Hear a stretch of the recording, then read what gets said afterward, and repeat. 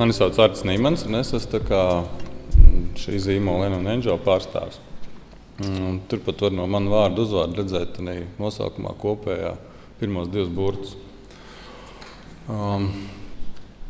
Šis ir mūsu pēdējais reklāmas materiāls, varbūt kaut kur presē redzēt, kas bija uz Ziemassvētkiem. Man likās, kā reiz tāds uzrunājošs priekš šī stāsta par mūsu uzņēmumu. Tā kā Angel tēma. Mūsu zīmols radās principā 2004. gadā, pati ideja par to. Bet no sākuma šī ideja vispār radās no zīmola, lai varētu savus projektus pārvērst, respektīvi nevis pārvērst, bet varētu nomaksāt nodokļus no viņiem. Varētu samaksāt rēķinus un radās šī pamata. No sākuma šie bija dažādi stikla veidi projekti, kas bija saistībā ar Mākslas akadēmiju. Tajā brīdī vēl 2004. gadā es tur mācījos. Un man bija ļoti labs brīdis, bija ļoti pieejama Līvāna stikla rūpnīca, kur es apgūtu ļoti daudz praktiskas rūpnieciskas pūšanu stiklā. Un beidzot Mākslas akadēmija, radās doma, ka vajadzētu šīs lietas, kas tiek veidotas stiklā, kas ir tāda mākslinieciski pievienoto vērtību, pārvērst mazliet tādā publiski pieejamākā lietā. Bija tādi nesaprašanas brīži līdz 2008. gadam, kad mēs tā konkrēti nostabilizējam savu mērķi. Un šīs ir pirmā tāda fotosesija, kas ir no mūsu pirmās kolekcijas. Viņa saucās Nebula, kur mēs sākām pirmos tādus mēģinājumus stikla trauku ražošanā. Šis pat dabūja, ja nemaldos, 2009. vai 2008. gadā pirmo balvu, pirmo vietu Deko. Tieši šī bilde arī tika nominēta ļoti labā prestiža foto žurnālā Dāņu. Bet tas bija tīri tāds saraustīts pašiem, nesaprotot, kādā virzienā vispār strukturizēt, kā būvēt uzņēmumu, kā ražot, kā novest to līdz pircējiem. Tāpēc 2008. gadā mēs vienkārši salikām visi busā, kas mums uz to brīdi bija, un aizbraucām uz Ambientu Frankfurtē. Tikai lai saprastu šo vispār ražošanas industrijas lielumu un saprastu to tādu kā pieeju. Kas tas vispār ir pa zvēru? Šeit mēs esam pilnīgi bez pieredzes ar kaut kādiem traukiem. Mūsu inovitāte bija tas, kad sadarbojoties ar uzņēmumu Rīgā, kas ir Sidrabe,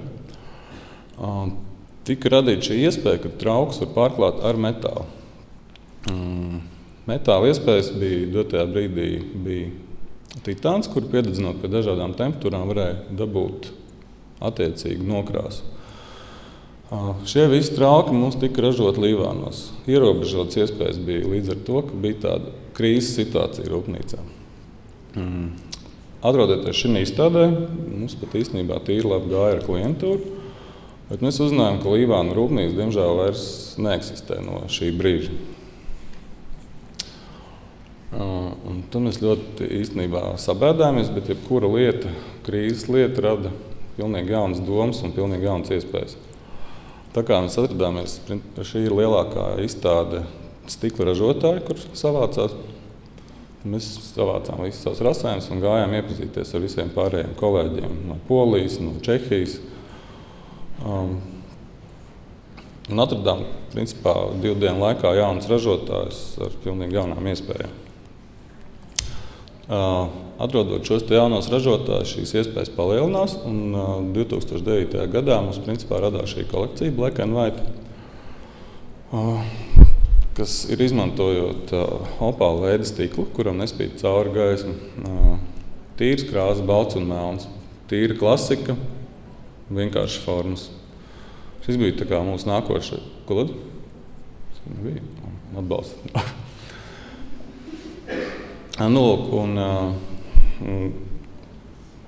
Radās arī šī diezgan laikam populārā bilde, ko jūs visi esat redzējuši saistībā ar Samsung PR kampaņām, kas bija pagājušajā gadā, jau aizpagājušajā gadā.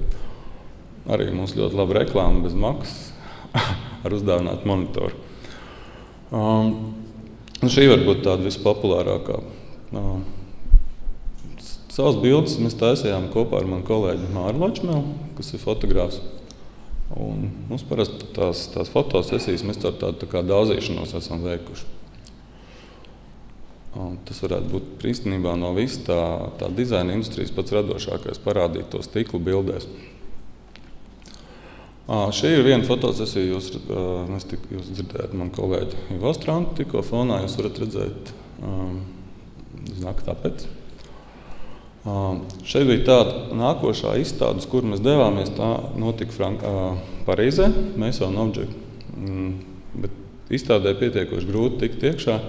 Mēs bijām 3 kompānijas, kas iesniedz šo dokumentāciju. Mēs tā kā klusi vienojāmies. Tur bija Munio Candela, kas ražo sveces, mēs un Znaks, kurš tiek. Tad mēs visi braucam tā ruptenīs tentiņā nostājāmies un mēģinām pārliecināt. Šī bija mūsu kopējā tās imidžu bildes, ko mēs tā kā uz izstādi vedām. Un arī prezentējot, mēģinot parādīt katru savu lietu pareizā tādā rakursā. Šī tā kā arī paralēla kolekcija, jo kas bija mums limitētā tādās sērijās. Šis ir kristāls. Man vienmēr ir bijuši kaitinājis klasiskais kristāls, un tāpēc mēs mēģinājām atrast tādu savādāku pieeju. Atrisinot šo pārklājumu lietu, pārklājot viņu ar nerūsējušo tēraudu. Mēs panācām šo tīro spoguļu efektu, un līdz ar to trauka tīrība, ka viņš uzņem pilnīgi jebkuru vidi, ir tīrs spoguls. Un, jā, šeit ir vēl viena bildīte no. Tālāk mūsu izaugsme arī caur meklējumiem notika izstāžu stendos. Ja nemaldos, šī ir Parīze, nākamais jau tā kā mūsu stends. Šie ir mūsu meklējumi, kā varētu eksponēt traukus, aizņemot konkrēti nelielu teritoriju, jo katrs kvadrātmetrs ļoti labi maksā. Plus tas viss tur jānogādā, jāuzbūvē un jāatved atpakaļ. Šādi mēs izstājāmies 10. gadā Parīzē. Paralēli izstrādājot, atrisinot šo lietu, kas saucās Nazarlaita nākamo kolekciju, kur stikls tiek pasniegts krāsā. Krāsa tiek veidota stiklā, jau pūšot pašu lietu. Šis nav tāds standartizēta lieta, ka to pēc tam nokrāso kaut kā, bet tas notiek karstā veidā, pūšot trauku formā, tiek paņemtas 4 krāsas. Kāpēc 4? Piemēram, dotajā brīdī šīs trauks, viņš ir tādā tirkīs zilā krāsā, pa priekšu tiek paņemta šī tirkīs zilā, pēc tam tiek paņemta baltā krāsa, lai izceltu šo te zilo. Tad ir ārējā forma, kas ir pārklāta melna, un tad ir caurspīdīga stikla, kas izveido masu.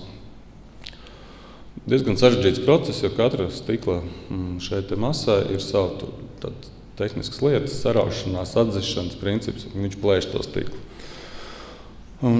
Šis ir mūsu iepakojums, ar ko mēs arī esam ilgi cīnījušies dotajā brīdī.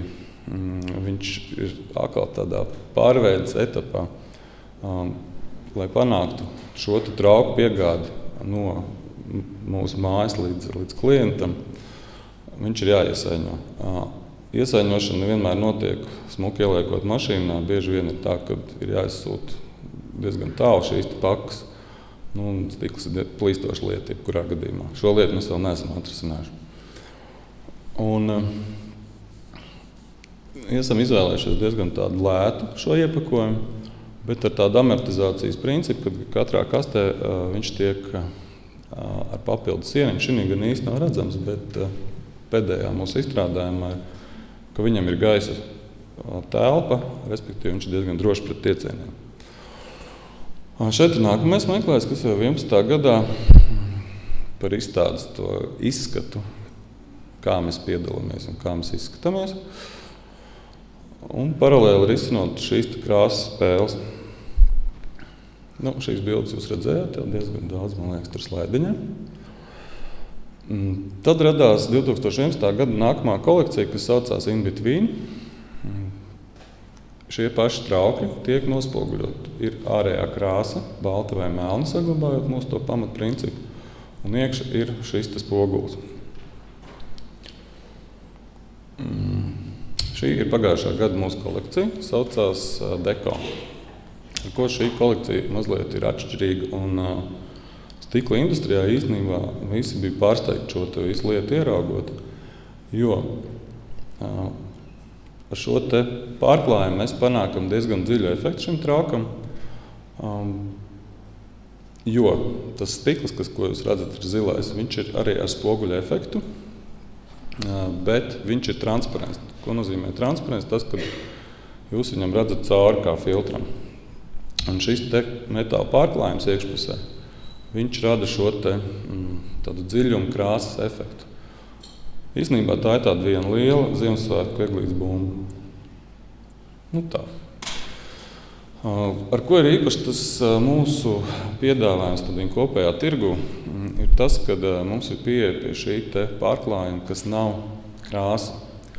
Apkārtējā tāda stikla industrija izmanto krāsu ļoti līdzīgu efektu, bet viņi nespēja panākt šo te metālisko dzidrumu. Viņš tomēr paliek graudēns. Vēl ir viena iespēja, ir ķīmiska, bet ar sudrabu klāta, bet sudrabs oksidējās. Lai dabūtu šo te noturību, īstenībā mēs eksperimentējam ar uzņēmumu Sidrabi 5 gadus.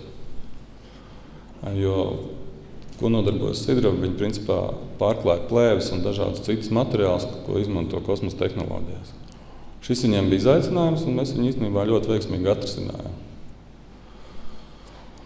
Un tas ir tas mūsu know-how, ar ko mēs tā kā pasaulē esam mazliet atšķirīgi no visa tā kopējās masas.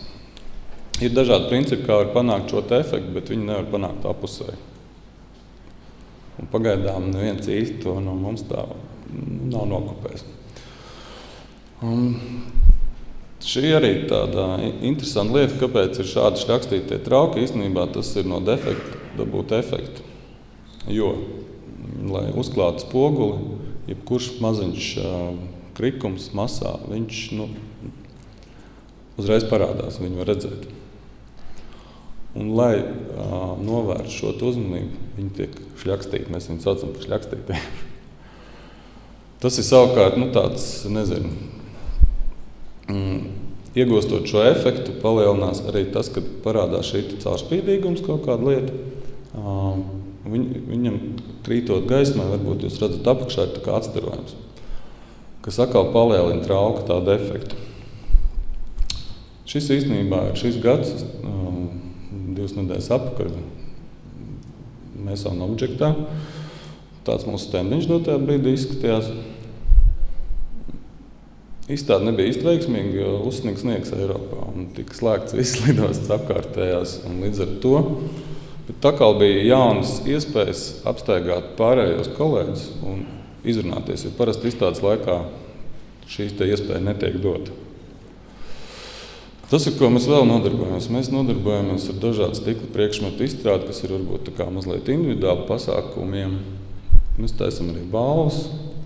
Šis ir tāds mūsu pilotprojekts, kurš šogad tā kā ir plāns, ka viņš atsākās ar jaunu pilnu jaudu. Šim konkrēti izstrādājumam tas ir prototips, tas nav taisīts nekādās vizualizācijās.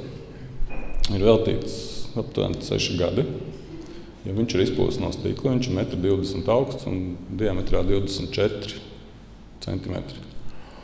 Tas ir vesels pūses stikls un visi pievadi viņam iet caur apakšu, respektīvi gaiss, vadi. Šis ir izstrādāts prototips kopā ar RRR radiotehnikas rūpnīcu. Tiešām mēs viņām pavadījām, lai saliktu šos te visus tehniskos parametrus kopā, dabūt viņam nosaukumu high-end diezgan ilgu laiku. Kāpēc viņš ir pārklāts ar spoguli, lai viņu varētu likt jebkurā interjerā? Jo parasti akustikai, kas ir traucējoši, pirmkārt ir šīs te aizmugurs, un otrkārt tā masivitāte. Un, lai nolaustu šo te masivitāti, mēs viņu tā kā pārklājām arī ar šo te nerosējušo tēraudu, radot tādu sfērisku spoguļu efektu. Kā mēs popularizējam Latvijā savus traukus, mēs viņus pat ir tā, kad ir tāds pavāra klubs, varbūt esat dzirdējuši, tur dažas sejas arī pazīstams. Mēs ar viņiem veidojam tādus plenērus. Vairāk gan tā ir tā kā vīna dzeršana, bet tā ir tāda mazliet viņus iepazīstināt ar mūsu produkciju un pakļaut šos traukus mazliet tā kā tādai virtuves kultūrai, ēdināšanas kultūrai. Jo uz doto brīdi mūsu trauku kolekcijas viņas ir vairāk tā kā dekoratīvas. Nu jā, mēs šādus te pasākums uztaisam. Tas arī viens no mazajiem eksperimentiem, ikra trauciņš, tas ir konkrētai fotosesijai, tur Notre kaviārs, kur tirgo pasaulē. Šeit jūs varat redzēt arī dažus izstrādājumus, kurus mēs speciāli izgatavojam klientiem. Mazliet izmainot formu, saglabājot šo struktūru. Tā ir viena milzīga vācu kompānija, kurā mēs ražojam šos te ēdināšanas trauku, jo viņi nodarbojas tāds nosaukums ēdināšanas trauku saucās par horeku. Tas tāds maziņš tāds pēdējais darbs, arī 2 gadu tāds mazliet tāda lieta, ar kur mēs tā kā paralēli nodarbojamies. Šis tāds bija milzīgs izaicinājums, 24 kvadrātmetru vitrāžu izdomāt viņu un uztaisīt. Sastāv viņa no 6800, tur precīzi nepateikšu detaļām. Bet tas tāds varbūt tāds virskais. Manuprāt, Latvijā pēc manas tādas dzirdēšanas nav bijis tāds pēdējā laikā nekas tik apjomīgs taisīt šādu veidu. Jā, tas tā īsumā ieskats par mūsu kompāniju.